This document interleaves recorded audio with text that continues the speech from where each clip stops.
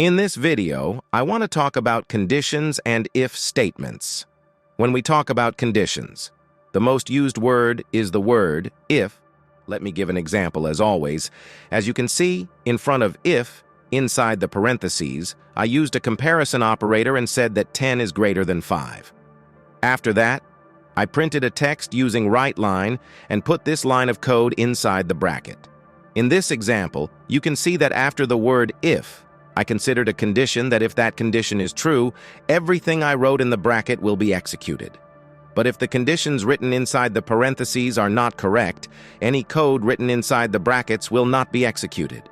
So here we realize that every condition we consider in parentheses is either true or false. And if the condition is true, it will be executed inside the bracket.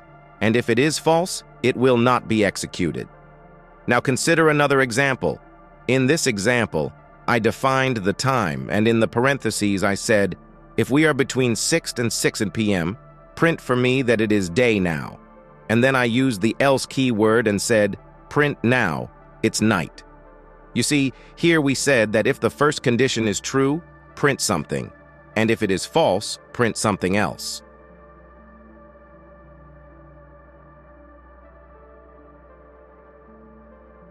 Now pay attention to another example.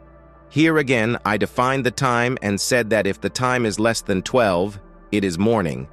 Then I used the else, if keyword, and said that if the time is less than 18, it is afternoon. And then I used the else keyword and said otherwise. It is now night. As you saw in the previous examples, if the if condition is false, else, or else if will be executed. There is also a short if-else notation known as the ternary operator because it consists of 3 operands. Consider an example. This is exactly the example I used to explain the second example, but shortened and one line. Like the previous example, the conditions are written in parentheses. If the conditions are true, the text after the question mark will be printed. If it is false, the text after the colon will be printed.